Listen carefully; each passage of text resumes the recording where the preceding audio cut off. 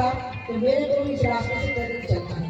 जब अम्मा गरौली से बुरा तक पैदल आई, मेरे दुर्भाग्य से जब मेरा पैदल चलने का पूरा मौका आ गया तो मैं पैदल चलने की कोई स्थिति नहीं रही और दूरी 20 किलोमीटर बढ़ गई एक साल बाद सुधार परियोजना के कारण। तो एक साथ दो बातें हुई, तो फिर भी मेरे मन में यात्रा रह गई, ये यात्रा माँ के नाम। क्योंकि मैं आपको बताऊं, माँ जब इस शरीर को छोड़ के गई अपने मतलब भौतिक शरीर को, क्योंकि माँ की आत्मा आज मेरे आसपास विद्यमान है, तो माँ जब अपने भौतिक शरीर को छोड़ के गई तो माँ 65 साल की थी। मैं माँ से 45 साल छोटी थी।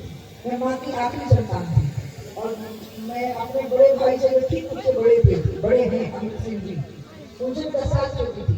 और मेरे भाई यहाँ बैठे राहुल के पिताजी, ये सज्जनता के बिल्कुल अवतार हैं, शांति के लोग उनको देव के में मानते हैं। तो बहुत बड़े अधिकारी रहे हैं, लेकिन इतने सज्जन हैं और इतने ईमानदार हैं कि जब बीआरएस लेके आए तो 2 सूटकेस और 1 मोटरसाइकिल लेके आ गए थे। और यही इनकी संपत्ति थी, नहीं तो लोग अरबपति हो जाते हैं इस पोस्ट पे थे। और राहुल वगैरह को भी उन्होंने यही सिखाया। राहुल के पिताजी जो यहाँ पर बैठे हैं और उनकी पत्नी भी यहाँ बैठी है, रेखा जी बैठे हैं यहाँ पे। और अमृत सिंह जी का बेटा और बहू भी यहाँ बैठी हुई, जिसने भी स्वागत किया। साक्षी जो लड़की जिनका स्वागत किया है मैंने करवाया है, ये मेरी माँ की पड़पोती है। इसलिए माँ की बेटी एक प्रकार से अगला फूल है जो खिल रहा है चौथी फूल का, और उसको भगवान की दया से मुझे साक्षी पकड़ में आ गई।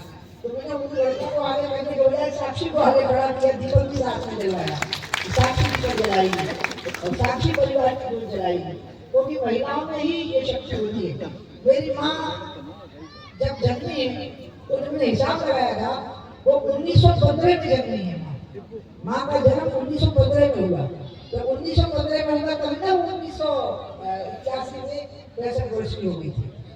उस हिसाब से मुझे लगाया कि 1915 में, यानी वो अंग्रेजों के राज के समय पर जन्मी और उनका विवाह भी उसी समय पर हो गया जब वो 9 साल की थी। इसके बाद में माँ ने बहुत कठिनाइयाँ झेली अपने जीवन में, क्योंकि पिताजी मेरे जन्म के 1 साल के बाद गुजर गए और माँ चाहती थी कि उनके बच्चे पढ़ें।